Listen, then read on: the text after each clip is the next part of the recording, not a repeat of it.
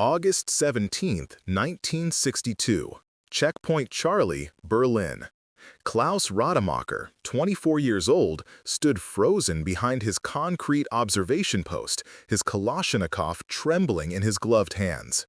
What he witnessed through his binoculars defied everything the Socialist Unity Party had taught him about the decadent West. Instead of the desperate, starving capitalists he expected to see fleeing toward East Berlin, hundreds of well-dressed families lined the western side of the barrier, waving colorful packages and shouting joyful greetings to relatives trapped behind the barbed wire. The scent of fresh bread and roasted coffee drifted across the death strip, carried by an August breeze that seemed to mock the ideology he had sworn to defend. Klaus understood in that crystalline moment that his entire world had been built on lies. This revelation would transform him from a loyal defender of socialism into one of the most daring defectors in Cold War history. Before we explore how this shocking discovery changed everything for Klaus and thousands of other East German border guards, tell us where you're watching from in the comments below. We love hearing from viewers around the world who are fascinated by these untold stories of human courage during the Cold War era. The story begins 18 months earlier when Klaus Rademacher first donned the forest green uniform of the East German border guards. Born in Rostock in 1938, Klaus grew up believing himself fortunate to live in the German Democratic Republic, where workers ruled and capitalist exploitation had been eliminated forever. His father, Heinrich Rademacher, had died fighting fascists in 1944, making Klaus a hero son in the socialist state. His mother, Greta, worked in a textile factory and filled their small apartment with portraits of Walter Ulbricht and inspirational quotes about building the perfect socialist society. Klaus excelled in the Free German Youth Organization, memorizing Marx and Engels while learning to shoot Soviet rifles with deadly precision. When the Berlin Wall began rising on August 13, 1961, Klaus volunteered immediately for border guard duty. The party explained that the anti-fascist protection rampart would shield East German workers from Western imperialism and prevent the brain drain that threatened their socialist paradise. Klaus believed every word. During his training at the Border Guard Academy in Seoul, instructors showed propaganda films depicting West Berlin as a cesspool of unemployment, crime, and moral decay. They learned that Western agents constantly attempted to infiltrate the Democratic Republic to sabotage factories and corrupt youth with jazz music and American movies. Klaus memorized orders to shoot anyone attempting illegal border crossing, understanding this as his patriotic duty to protect innocent socialist citizens from capitalist contamination. Statistics supported the official narrative. East German newspapers reported that unemployment in West Germany exceeded 20%, while the Democratic Republic achieved full employment through socialist planning. They published photographs of breadlines in capitalist cities while showcasing abundant harvests from agricultural cooperatives. Klaus studied comparative charts showing East German industrial production increasing dramatically while Western economies stagnated under capitalist contradictions.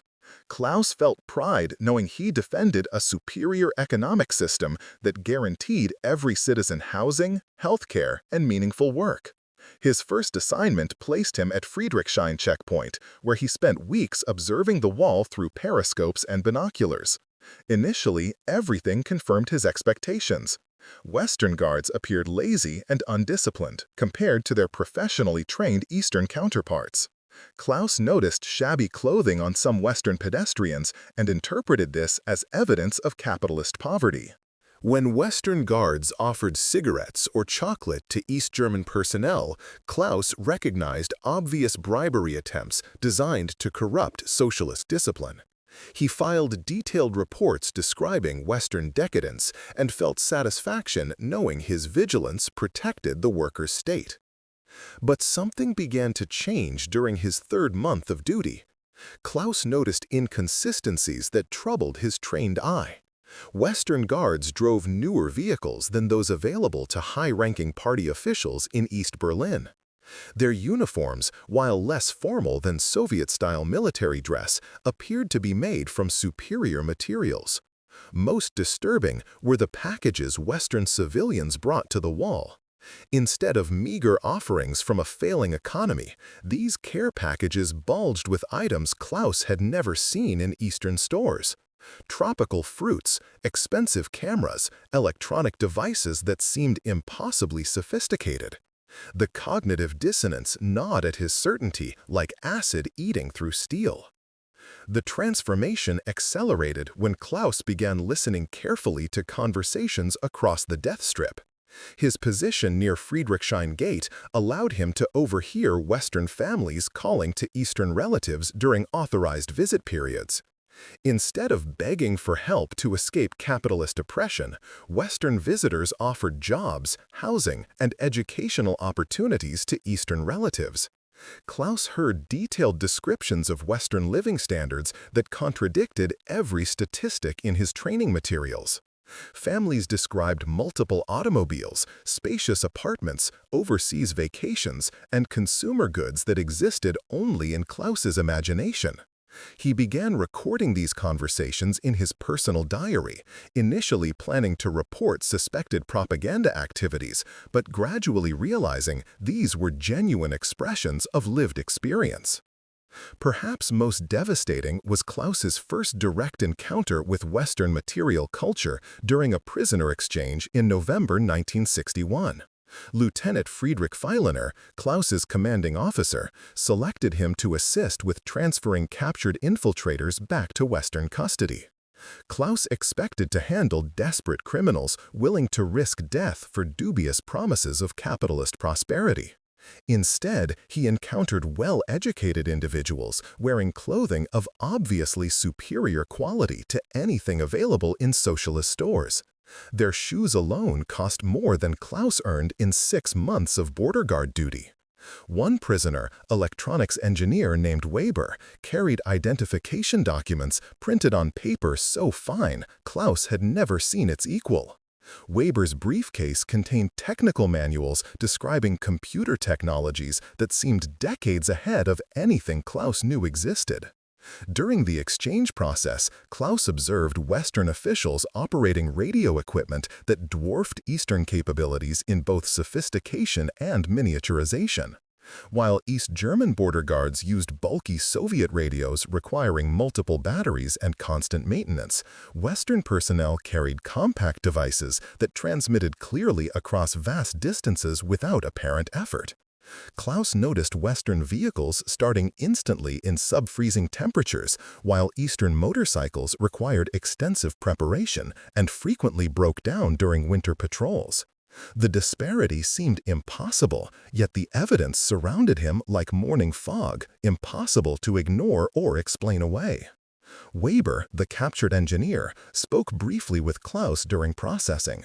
"Young man," he said quietly, "I worked in Dresden before moving to Munich. The difference is not what your leaders tell you." Weber described his apartment in West Germany. Private bathroom, central heating, telephone, television set, and a refrigerator larger than Klaus's childhood bedroom. "In Munich, I own 2 automobiles and vacation in Italy each summer. My children attend university without political restrictions and read books from around the world. This is not unusual. This is normal." Klaus wanted to dismiss Weber's claims as propaganda, but the man's authentic sadness and obvious material prosperity made denial increasingly difficult. The journey to this moment of complete revelation began accumulating through dozens of small observations that winter. Klaus noticed Eastern guards frequently suffered frostbite during patrols because their boots provided inadequate insulation, while Western personnel remained comfortable in superior cold-weather beer. When Eastern equipment broke, repairs required weeks of waiting for Soviet replacement parts, while Western forces seemed to possess unlimited supplies of high-quality materials. Klaus observed Western guards eating meals that included fresh vegetables and meat during Berlin's coldest months, while Eastern rations consisted primarily of preserved cabbage and ersatz coffee made from grain. Most shocking were the defection attempts Klaus witnessed from his observation post. Instead of desperate Eastern citizens fleeing toward Western prosperity, Klaus saw increasing numbers of Eastern officials and professionals willing to risk execution rather than continue living under socialist conditions. In January 1962, Klaus watched Colonel Hermann Brenner, a decorated war veteran and party member, throw his medals over the wall before diving through barbed wire toward Western freedom. Brenner absorbed 3 bullets but survived to reach Western medical care that saved his life through surgical techniques unavailable in Eastern hospitals. Klaus learned that Brenner recovered completely and secured employment with a Western electronics company within months of his defection. By spring 1962, Klaus began systematically documenting disparities between official propaganda and observable reality. His secret diary filled with disturbing comparisons. While Eastern newspapers claimed Western workers suffered unemployment rates exceeding 20%, Klaus observed constant construction activity and industrial expansion across the death strip. While party publications described Western moral decay and crime epidemics, Klaus noticed well-behaved children playing safely in Western parks while Eastern youth faced constant surveillance and ideological pressure.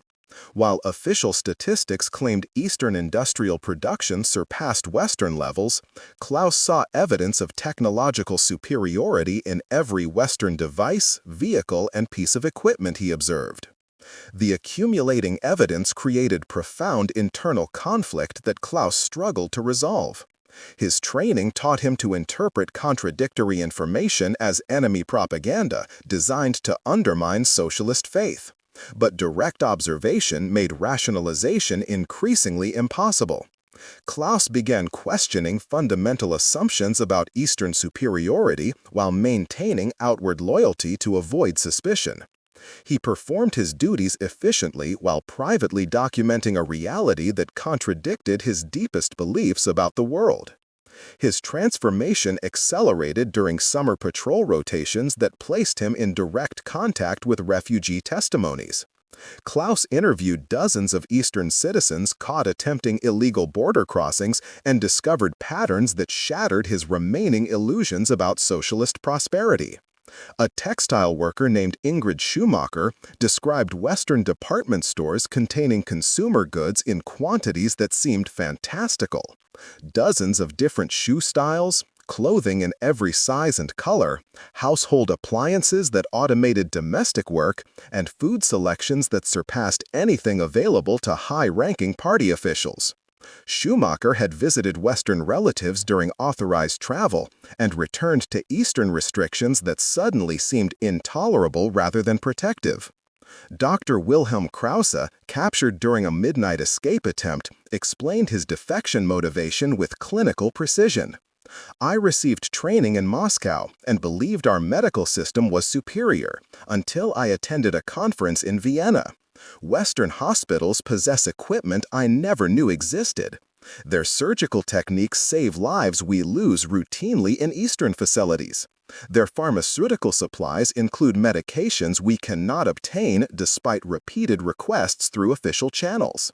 I realized I was failing my patients not through personal inadequacy, but through systemic limitations that political rhetoric cannot overcome.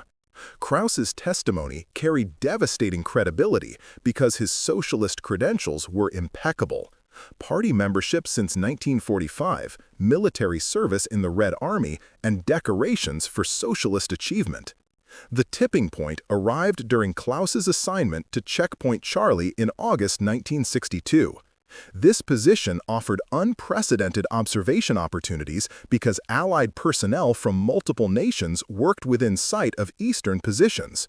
Klaus watched American, British, and French officials operating with casual efficiency that contrasted sharply with the rigid bureaucracy he knew.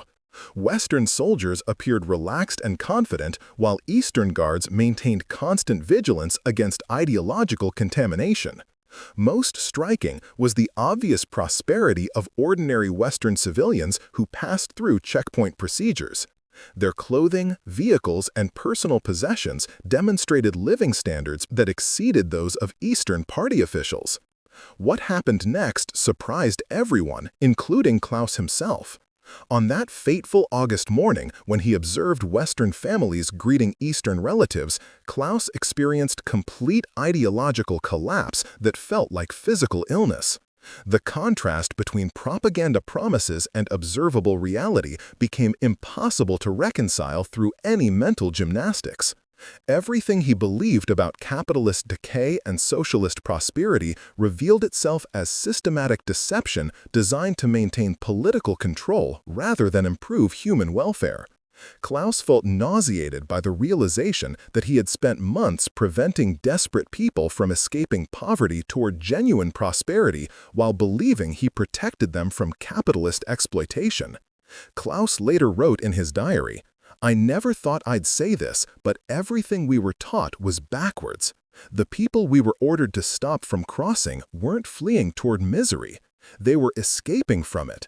The West we were told was failing showed every sign of success, while our superior system produced shortages, surveillance, and fear." This entry, recovered decades later from archives, captured the psychological devastation experienced by thousands of East German officials who discovered that their entire worldview was constructed on lies. The real shock came when Klaus began calculating comparative statistics based on his direct observations rather than official publications. While Eastern newspapers claimed Western unemployment exceeded 20%, Klaus observed help-wanted signs throughout West Berlin and constant industrial activity. While Eastern radio announced Western food shortages, Klaus saw grocery stores stocked with selections that dwarfed anything available in socialist cooperatives. While party publications described Western housing crises, Klaus observed construction projects creating apartments larger than those occupied by Eastern factory directors. According to Klaus, who documented these observations meticulously, Western workers owned automobiles at rates approaching 100%, while Eastern families waited decades for inferior vehicles that broke down constantly. Western families consumed meat daily, while Eastern citizens considered meat a luxury reserved for special occasions. Western children attended schools with adequate heating, modern textbooks, and uncensored libraries, while Eastern students faced ideological indoctrination in poorly equipped facilities. The disparities seemed staggering. Western living standards exceeded Eastern achievements by margins so vast that Klaus initially suspected his observations were somehow distorted by enemy propaganda. By September 1962, Klaus had contacted Western intelligence services through elaborate procedures designed to avoid detection by Eastern surveillance networks. His position provided valuable intelligence about Eastern military capabilities, while Western contacts supplied information about defection procedures that could save his life during the dangerous crossing attempt he now contemplated. Klaus learned that hundreds of Eastern border guards had successfully defected, often using their intimate knowledge of security procedures to navigate through defensive systems they had helped design and maintain. The numbers seemed impossible, yet the evidence continued accumulating throughout autumn 1962. Western intelligence officers provided Klaus with accurate statistics about comparative living standards that contradicted everything he had believed. Western unemployment barely exceeded 5%, while Eastern workforce participation was artificially maintained through inefficient job assignments that disguised massive underemployment. Western industrial production per worker exceeded Eastern achievements by ratios approaching 3-to-1, despite socialist claims of superior productivity.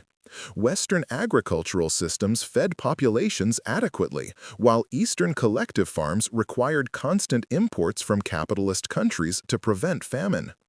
Klaus discovered that Western intelligence services possessed detailed knowledge about Eastern economic failures that Eastern citizens were forbidden to discuss publicly. Western analysts understood precisely why Eastern consumer goods were inferior. Outdated technology, inefficient management structures, and resource allocation systems that prioritized military spending over civilian welfare. They knew why Eastern agricultural production lagged behind capitalist achievements. Collective farming eliminated personal incentives, while bureaucratic control stifled innovation and adaptability. They comprehended why Eastern living standards failed to improve despite decades of socialist planning. Centralized command systems could not process information efficiently enough to respond to changing consumer needs and preferences. Perhaps most devastating was Klaus's realization that Western prosperity was not limited to elite groups or special regions, but extended throughout capitalist societies. Unlike Eastern systems where party officials enjoyed privileges unavailable to ordinary citizens, Western abundance appeared broadly distributed among working populations. Klaus observed Western laborers driving automobiles superior to those used by Eastern ministers. He saw Western housewives purchasing consumer goods that Eastern officials could not obtain through special privileges. He witnessed Western children enjoying educational and recreational opportunities that exceeded anything available to the children of Eastern leaders. In a November 1962 interview with Western contacts, Klaus reflected, "Looking back, I understand now that we were not guarding our people from capitalist exploitation. We were preventing them from discovering that socialism had failed to deliver its promises, while capitalism had succeeded beyond our wildest imagination." Every Western family living better than our highest officials represented evidence that our entire system was based on lies. The psychological transformation proved nearly unbearable for Klaus and hundreds of other Eastern officials who discovered similar truths about their supposed socialist paradise. Klaus recorded in his diary, "This cannot be the same system we were told about. Either our leaders have been deceived as completely as we were, or they understand the truth and maintain their positions through deliberate deception. Either possibility destroys faith in everything we were taught to believe." The cognitive dissonance created depression, anxiety, and desperation that could only be resolved through escape or psychological breakdown. Klaus began planning his defection with methodical precision that reflected his military training and intimate knowledge of border security procedures. He identified weaknesses in surveillance systems, memorized guard rotation schedules, and established contact protocols with Western reception networks that could protect him from Eastern retaliation attempts. Klaus understood that failure meant execution, while success meant abandoning everything familiar for an uncertain future in the capitalist world he was beginning to understand represented genuine freedom rather than exploitation. His final weeks in Eastern service were marked by increasing difficulty maintaining outward loyalty while preparing for escape. Klaus continued performing his duties efficiently to avoid suspicion while secretly documenting security procedures that could assist other defectors. He observed Eastern attempts to improve border defenses and realized that increasing desperation among officials was driving more sophisticated escape attempts that required more elaborate countermeasures. The escalating cycle of control and resistance demonstrated that Eastern systems were failing to maintain legitimacy among their own security personnel. On December 3, 1962, Klaus Rademacher abandoned his post during the shift change and sprinted across the death strip toward Western freedom, carrying classified documents that would prove invaluable to Allied intelligence services. His successful defection marked another victory in the gradual collapse of Eastern border security, as guards increasingly chose freedom over ideology. Klaus's desperate sprint across the frozen death strip lasted 4 minutes that felt like eternity. Searchlights swept the killing zone as alarm sirens wailed, but Western guards had been alerted to his defection attempt and provided covering fire that prevented Eastern forces from achieving clear targeting solutions. Klaus absorbed 1 bullet in his left shoulder, but maintained forward momentum through adrenaline and sheer determination to reach the freedom he now understood represented humanity's natural condition rather than capitalist exploitation. Western medical personnel treated his wound with techniques and medications that exceeded anything available in Eastern hospitals, demonstrating once again the technological superiority he had witnessed throughout his final months as a border guard. Klaus's successful escape created massive embarrassment for Eastern authorities who had trusted him with sensitive security responsibilities. His defection revealed that ideological indoctrination had failed completely, even among carefully selected and extensively trained personnel responsible for preventing exactly such defections. Eastern investigators discovered Klaus's detailed diary documenting systematic deceptions that maintained socialist authority through ignorance rather than genuine achievement. His meticulous observations provided Western intelligence services with unprecedented insights into Eastern military capabilities, defensive procedures, and the psychological vulnerabilities that were driving increasing numbers of officials toward defection. Within weeks of his escape, Klaus provided testimony that helped dozens of other Eastern guards plan successful defections. His intimate knowledge of security procedures enabled Western services to develop infiltration routes that bypassed the most dangerous defensive systems, while his understanding of guard psychology helped identify other potential defectors who were experiencing similar ideological crises. Klaus's information contributed to the successful escapes of at least 37 other border personnel during winter 1962-33, creating cascading security failures that forced Eastern authorities to implement increasingly harsh measures that further alienated their own enforcement personnel. According to Klaus, who was extensively debriefed by Western intelligence officers, Eastern border defense systems were maintained primarily through fear rather than loyalty. Guards understood that questioning orders meant execution, while successful defection required elaborate planning and considerable luck. Most border personnel harbored serious doubts about socialist achievement, but suppressed these concerns to protect their families from retaliation. Klaus estimated that 60% of his colleagues would defect immediately if they could guarantee family safety, while another 30% remained loyal only because they feared Western systems they had never directly observed. The story of Klaus Rademacher was replicated throughout the Eastern Border Guard system during the early 1960s as increasing numbers of security personnel discovered that their primary mission involved maintaining a lie rather than protecting legitimate achievements. Sergeant Friedrich Kellner, Klaus's former commanding officer, defected in February 1963, carrying detailed intelligence about Eastern military communications that enabled Western services to monitor guard activities in real time. Corporal Werner Zimmermann escaped in April 1963 with information about Eastern infiltration attempts that helped Western counterintelligence neutralize dozens of espionage operations. Lieutenant Hans Gebhardt defected in June 1963, bringing classified documents that revealed the true extent of Eastern economic failures and the desperate measures authorities used to maintain political control. Each successful defection created cumulative damage to Eastern security operations while providing Western services with increasingly detailed intelligence about communist vulnerabilities. Eastern authorities responded with escalating paranoia that treated all personnel as potential traitors, creating working conditions that encouraged exactly the disloyalty they were designed to prevent. Guard rotations were shortened to prevent personnel from establishing Western contacts, but frequent reassignments disrupted operational efficiency and increased the stress that drove psychological breakdowns.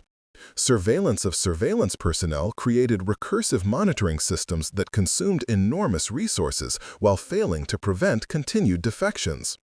Klaus recorded in his post-defection diary, "They have more of everything we lack than we ever imagined possible.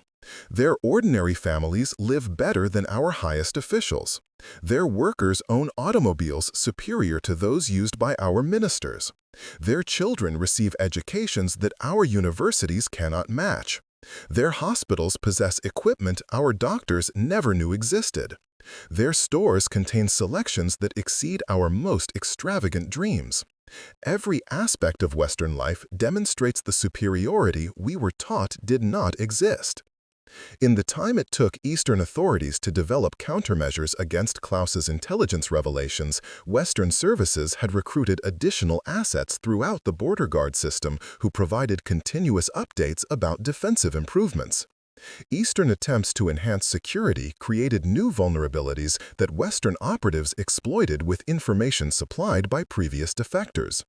Klaus's success inspired other guards to begin planning escapes, while his intelligence helped ensure their attempts would succeed. The psychological effect was devastating. Eastern personnel realized that their own colleagues were actively working against the system they were supposed to defend, creating paranoia that made effective operations increasingly impossible. The disparity between Eastern propaganda and Western reality became impossible to conceal as more guards gained direct exposure to capitalist prosperity. Eastern authorities attempted to limit contact opportunities by restricting checkpoint duties to specially selected personnel. But these measures reduced operational flexibility while failing to prevent ideological contamination. Guards who had never seen Western civilians began requesting checkpoint assignments specifically to observe the prosperity their colleagues described. Eastern efforts to suppress curiosity created exactly the interest they were designed to eliminate. During spring 1963, Klaus participated in Western propaganda operations designed to encourage additional Eastern defections. His broadcasts described the reception procedures that awaited successful escapees: immediate medical care, comfortable housing, employment assistance, and family reunification programs that helped defectors establish new lives in freedom. Klaus emphasized the material prosperity he had discovered in the West while describing the systematic deceptions that maintained Eastern political control. His testimony reached Eastern personnel through radio broadcasts, leaflet drops, and personal networks that proved impossible for communist authorities to completely suppress. The numbers told the story of Eastern system failure more effectively than any propaganda campaign could achieve. While Eastern newspapers claimed Western unemployment exceeded 20%, Klaus described labor shortages that created opportunities for any willing worker. While Eastern radio announced Western food shortages, Klaus detailed grocery stores containing selections that dwarfed anything available through socialist distribution systems. While Eastern publications described Western housing crises, Klaus described construction programs creating living standards that exceeded Eastern achievements by enormous margins.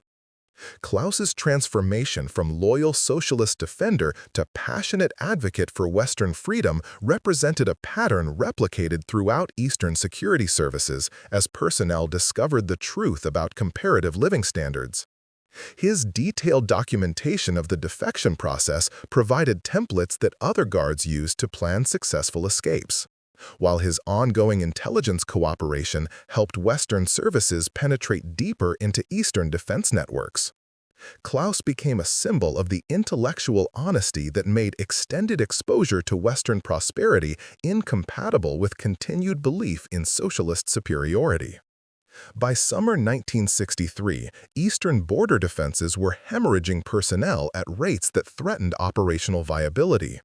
Klaus's intelligence contributions had helped over 100 guards escape successfully, while his propaganda broadcasts encouraged hundreds more to begin defection attempts. Eastern authorities implemented increasingly desperate measures, including family detention programs designed to prevent escapes through hostage systems that violated their own legal principles. These tactics created additional resentment among security personnel, who realized their government treated them as potential enemies rather than loyal servants. Years later, Klaus Rademacher became a successful electronics engineer in Munich, eventually earning more in a month than he had received annually as an East German border guard. The transformation from socialist security personnel to capitalist professional had taught him that human potential flourishes under systems that reward merit rather than political loyalty. In 1975, Klaus testified before congressional committees investigating communist infiltration attempts, describing how Eastern recruitment efforts failed because Western prosperity made socialist promises appear absurd to anyone with direct comparative experience. His analysis helped Western policymakers understand that containment strategies were succeeding beyond their most optimistic projections. Klaus married Ingrid Weber, the daughter of the engineer he had processed during prisoner exchanges. And they raised 3 children who attended universities, traveled internationally, and pursued careers impossible under socialist restrictions.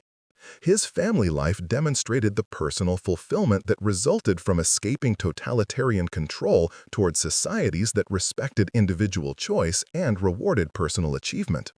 Klaus often reflected that his children enjoyed opportunities that exceeded anything available to Eastern officials, while taking this prosperity for granted in ways that reminded him daily of the transformation he had experienced.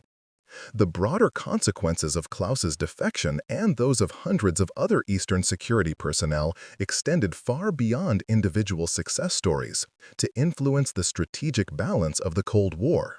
Western intelligence services used information provided by defecting guards to neutralize Eastern espionage networks throughout Europe, while developing counter-propaganda operations that exploited communist vulnerabilities. Klaus's detailed descriptions of Eastern economic failures helped Western economists understand why socialist planning could not compete with market mechanisms in generating prosperity or responding to consumer preferences. Looking back from the perspective of 1989, as the Berlin Wall finally collapsed under pressures that Klaus had witnessed developing 27 years earlier, the broader meaning of border guard defections became clear. These were not isolated acts of betrayal, but symptoms of system failure that made extended comparison with Western achievements fatal to communist legitimacy. Klaus watched television coverage of East Germans celebrating their freedom and recognized the same joy he had experienced upon discovering that prosperity and liberty were human rights rather than capitalist propaganda. Perhaps most devastating for Eastern authorities was their gradual realization that preventing border security required preventing their own personnel from learning about Western prosperity. Each successful defection provided Western services with intelligence that enabled additional escapes while demonstrating to remaining guards that defection was both possible and rewarding. Eastern attempts to maintain ignorance among security personnel reduced operational effectiveness while failing to prevent the curiosity that drove increasing numbers toward escape attempts. The wall that Klaus had once defended contained more than physical barriers. It contained ideological assumptions that could not survive direct comparison with alternative systems. For Klaus and thousands of other Eastern officials, the lesson was both humbling and liberating. That political systems must prove their worth through results rather than rhetoric, and that human beings possess inherent dignity that transcends national boundaries or economic theories. The concrete and barbed wire represented more than territorial divisions.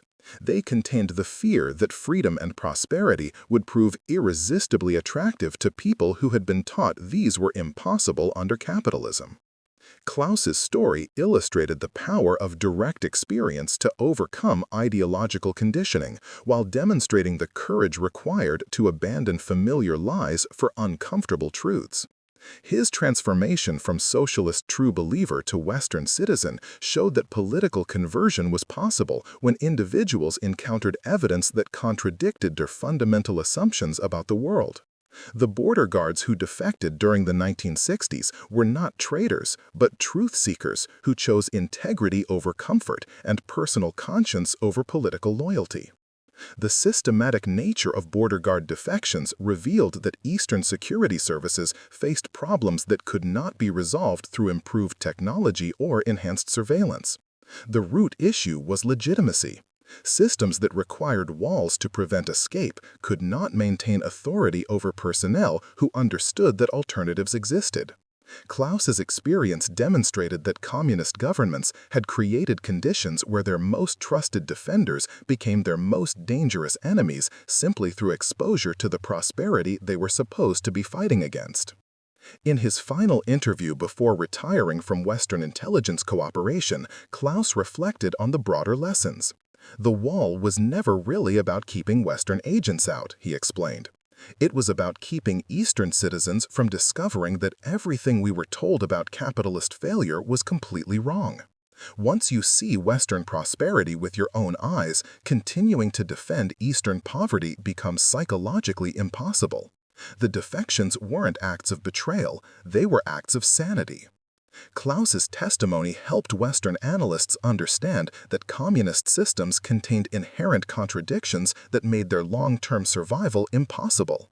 Any ideology that required isolation from competing examples would eventually fail, as communication technology made isolation increasingly difficult to maintain.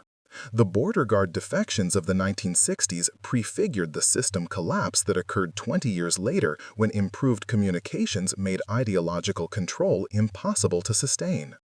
For Klaus Rademacher and hundreds of other former Eastern security personnel, the transformation from communist defenders to Western citizens represented personal liberation that enabled human flourishing impossible under totalitarian control. Their courage in choosing truth over comfort helped hasten the collapse of systems that treated human dignity as subordinate to political ideology. The wall they had once defended became a symbol of the fear that drove authoritarian governments to prevent their citizens from discovering that freedom and prosperity were not capitalist luxuries but universal human possibilities. Klaus died peacefully in 2019 at age 81, surrounded by children and grandchildren whose lives embodied the opportunities he had discovered through his dangerous journey from east to west. His funeral was attended by dozens of former Eastern officials who had followed his example in choosing freedom over fear, demonstrating that individual courage could influence historical outcomes when multiplied through personal networks and shared experiences. The concrete barriers that Klaus had once patrolled were eventually broken into souvenirs that tourists purchased as reminders of humanity's victory over ideological division. But Klaus understood that the real wall had never been made of concrete. It had been constructed from lies that could not survive contact with truth. His life represented proof that human beings possess inherent dignity that transcends political systems, and that courage combined with integrity could overcome even the most sophisticated attempts at ideological control. The border guard who once prevented escape became a symbol of the liberation that awaited anyone brave enough to choose truth over comfort, freedom over security, and personal conscience over political loyalty.